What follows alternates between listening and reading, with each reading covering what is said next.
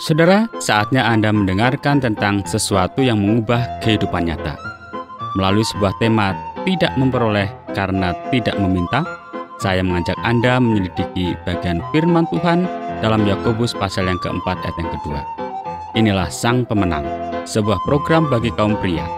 Saya Uti Priambodo bersama dengan Pendeta Eslo Manik akan bersama Anda sekitar 15 menit ke depan. Pak Manik, Ya Pak, tema kita hari ini sederhana saja, namun merupakan sebuah janji yang begitu kuat. kuat ya. Ya.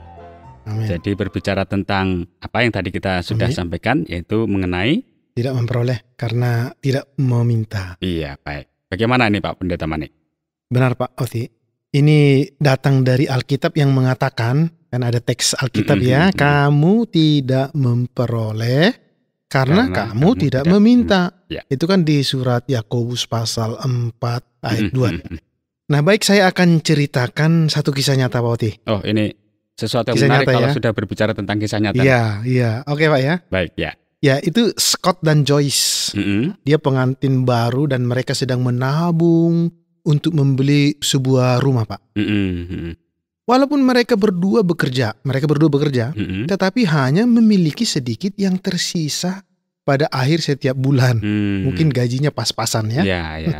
Tapi ada kesempatan untuk menabung ya. Iya. Nah, Joyce menginginkan piano. Bahkan ia minta satu piano setelah mereka menikah. Oh, berarti dia suka dengan musik ya? Ya, dia suka itu ya. Nah, Scott tidak mau mengorbankan kerja kerasnya untuk membeli satu piano karena ia berpikir ini tidak ada artinya. Itu satu kemewahan gitu Pak ya. Nah, akhirnya dari diskusinya selalu berakhir dengan kita tidak mampu untuk membelinya. Banyak orang seperti itu Pak ya. Berarti tidak ada kesempatan untuk membeli barang yang diinginkan ya. Nah selama liburan pendek untuk mengunjungi keluarga Joyce, Scott memutuskan untuk menjalankan satu waktu teduh yang panjang ya, cukup panjang ya. Satu waktu teduh. Nah, membaca Alkitab di kamar tidur di lantai atas. Nah, Joyce berada di lantai bawah dan memainkan piano keluarga dan menikmati waktu untuk hidupnya.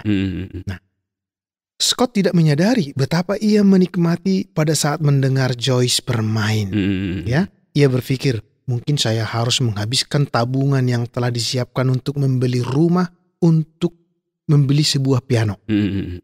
Namun Allah mempunyai sesuatu yang lain, Pak. Ya. Sementara Scott membaca dan merenungkan Yakobus 4 ayat 2. Demikian firman Tuhan. Kamu tidak memperoleh karena kamu tidak meminta. Ini familiar ayat ini Pak ya. Nah juga ada satu ayat referensi untuk ini dalam Yohanes 14 ayat 24. Nah, sampai saat ini kamu belum meminta sesuatu dalam namaku. Mintalah dan kamu akan menerima supaya sukacitamu penuh. Nah selama 2 bulan ke depan Scott diam-diam berdoa setiap hari agar Allah memberikan kepada istrinya satu piano. Ia berdoa untuk satu piano yang bagus yang benar-benar dapat dinikmati oleh Joyce.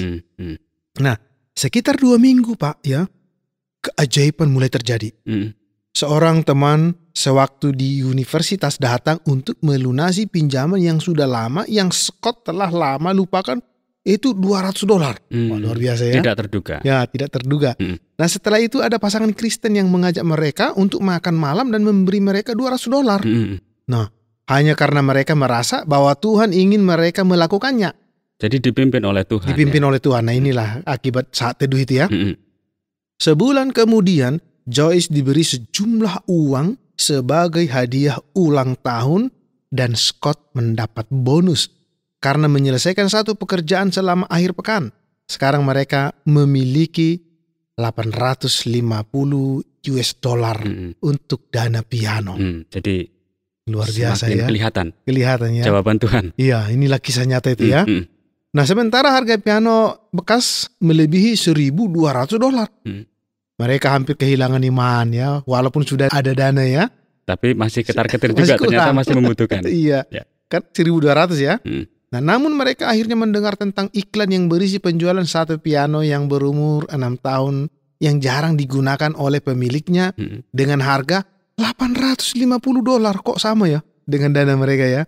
Nah, Allah telah memberikan kepada mereka satu piano. Ya, jawaban Tuhan luar biasa. Jawaban Tuhan luar biasa. Jadi jangan salah paham. Saya tidak memaksudkan bahwa Allah adalah seperti Sinterklas, Pak. Ya, yang selalu memberikan apa saja yang ada dalam daftar keinginan kita, ya. Tetapi Allah adalah Allah yang mendengar doa dan menjawab doa, Pak. Itu dia, itu intinya ya. Ada cukup bukti dalam Alkitab dan dalam hidup saya ya, dalam hidup banyak orang lah, mungkin Pak Oti juga ya, bahwa Allah mendengar dan menjawab doa. Dia tidak selalu mengatakan ya, ya untuk permintaan kita, nggak selalu ya. Dia mungkin mengatakan tidak atau tunggu, gitu Pak ya. Nah, tetapi Alkitab sangat jelas karena kita diberikan untuk tidak khawatir. Tetapi dalam segala doa dan permohonan dengan ucapan syukur membiarkan permintaan kita diketahui oleh Allah. Itu tertulis di Filipi 4 ayat 6. Ayat 6 itu ya. Berarti sesuatu yang luar biasa yang dialami oleh Scott dan ini ya. Joyce ini. Itulah saat teduh.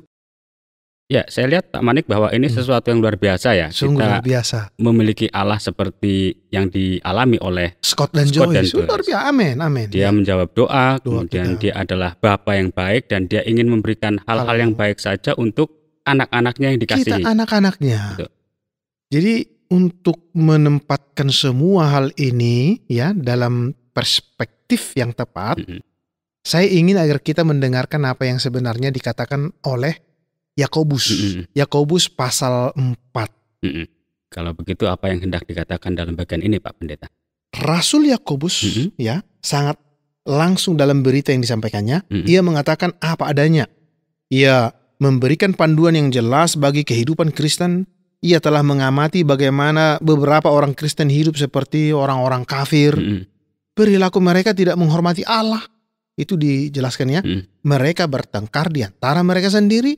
Yakobus ingin mengingatkan mereka tentang apa yang mereka tidak miliki lagi.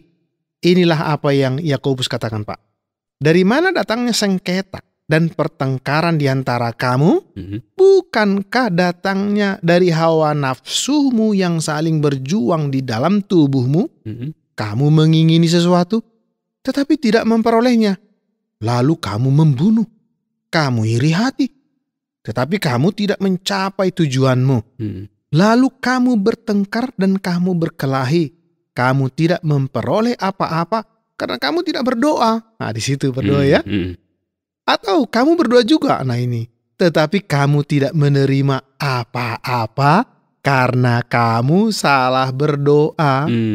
Sebab apa yang kamu minta itu hendak kamu habiskan untuk memuaskan hawa nafsumu. Nah, itu jadi dia. Ketika kita menjalani hidup dengan cara lama, kita dalam mengejar kepuasan diri sendiri, itu berarti kita hidup dalam kehidupan berdosa seperti itu ya. Duniawi. Jadi nggak mendapatkan apa-apa.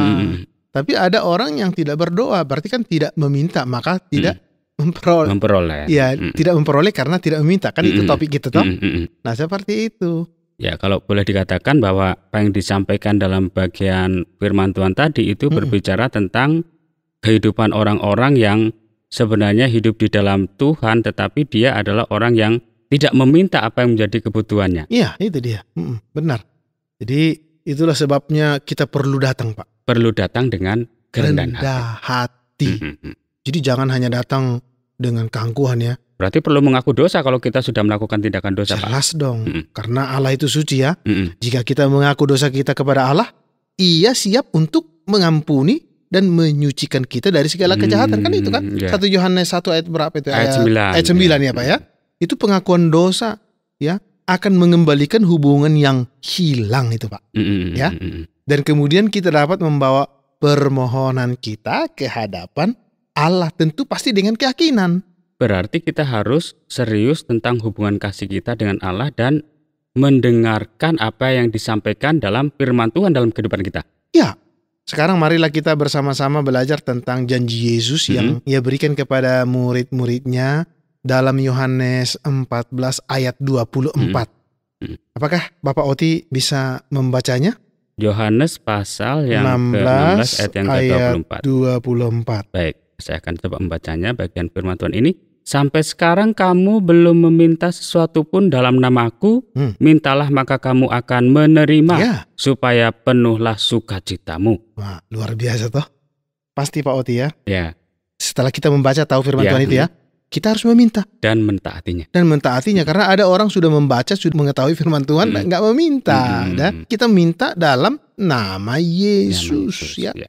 Bila mana kita meminta atas nama seseorang, Pak, kita berbicara dengan persetujuan dan wewenang orang tersebut. Nah, itu berarti bahwa saya bersedia untuk menerima nilai-nilai dan sikap yang sama seperti Yesus. Ya, ketika ia meminta sesuatu dari Bapa. Kan gitu Jadi toh? contohnya atau teladannya Yesus dengan Bapa ya. Meminta kepada Bapa. Yesus mengundang para muridnya untuk meminta kepada Bapa dalam namanya. Mereka telah ada bersamanya dan belajar darinya, dari Yesus. Ya, yang berikutnya ini sebuah pertanyaan, apakah ada sesuatu janji ketika kita membaca bagian firman Tuhan ini, Pak? Ya, sebenarnya ada 2 janji di sini, Pak ya. Ada 2 janji, tidak hanya bahwa kita akan menerima jika kita meminta, tetapi Pak Oti, kita dapat meminta apapun dalam nama Yesus dan kita akan menerimanya. Ya, ini adalah sesuatu yang mendorong kita untuk berpikir. Ini juga berarti bahwa Allah memiliki rencana yang aktif. Dan saya bisa begitu selaras dengannya sehingga saya bisa bergabung dengan dia, dengan Yesus dalam rencananya. Rencananya ya. Bukankah itu yang terjadi ketika Anda benar-benar selaras dengan orang-orang yang Anda kasih? Mungkin di antara pendengar juga Iya. begitu ya. Banyak kali saya mempunyai keinginan untuk mendapatkan atau melakukan sesuatu dan istri saya sedang memikirkan hal yang sama. Hanya menunggu saya untuk menceritakan kepadanya. Karena istri kita kasih itu. Iya, ini menarik, Pak. Menarik. Sekarang kita coba melihat bagian yang selanjutnya. Apakah ada sesuatu dosa yang mungkin harus dihindari ketika kita membaca bagian firman Tuhan tadi, Pak? Mungkinkah itu adalah dosa ketidakpercayaan? Yesus mengatakan kepada mereka bahwa mereka belum meminta apapun. Seperti anak-anak yang tidak tertarik akan rencana dan keinginan orang tua mereka. Kita juga bisa menjadi begitu terpaku hanya pada kebiasaan-kebiasaan kita yang tidak penting. Kemudian pada kenyataannya tujuan besar dari kerajaan Allah akhirnya berada di luar pikiran kita dan kita tidak mengambil bagian di dalamnya. Berikutnya kalau kita membaca bagian firman Tuhan tadi, paling tidak kita perlu untuk menerapkan atau mengaplikasikan. Dan apa yang kira-kira bisa kita mengaplikasikan dalam bagian firman Tuhan tadi, Pak? Ya, saya memiliki waktu teduh yang teratur. Kebiasaan untuk berkomunikasi. Komunikasi, dengan relasi Tuhan. dengan Tuhan ya. Tetapi saya harus akui bahwa saya berada dalam bahaya menjadi lebih tertarik pada zona kenyamanan pribadi saya daripada apa yang Allah sediakan bagi saya. Satu contoh adalah mengenai perintah Yesus untuk pergi ke seluruh dunia dan memuridkan semua bangsa. Apakah saya melakukannya? Nah, ini sebuah pertanyaan. Dan untuk pertanyaan terakhir ya, apakah ada sesuatu yang baru untuk dipelajari tentang Allah? Saya perlu belajar untuk percaya dan tidak boleh pernah lupa bahwa tidak ada yang mustahil bagi Allah kita. Amin. Nah, fakta ini bahwa Allah ingin memasukkan saya secara aktif dalam rencananya bagi hidup saya secara pribadi ya. Tetapi juga dalam kehidupan publik saya. Kehidupan secara umum ya. Ya, secara umum benar-benar menguasai saya. Baik, terima kasih banyak. Ternyata cukup seru juga kalau kita berbicara tentang bagian firman Tuhan yang kita diskusikan ini ya. Yang meminta tapi tidak meminta ya tidak memperoleh. Baik, terima kasih banyak Pak Pendeta Manik. Terima kasih Pak Oti.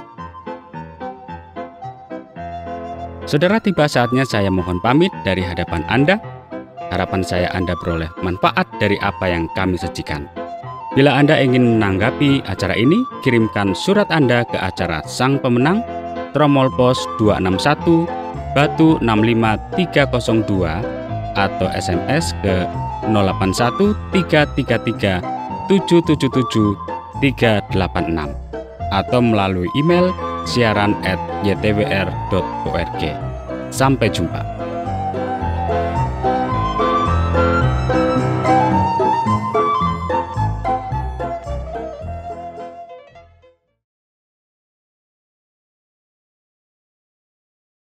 Terima kasih Anda sudah mengikuti program kami. Jika Anda diberkati, jangan lupa like, komen, dan share supaya Anda tidak ketinggalan setiap program terbaru kami.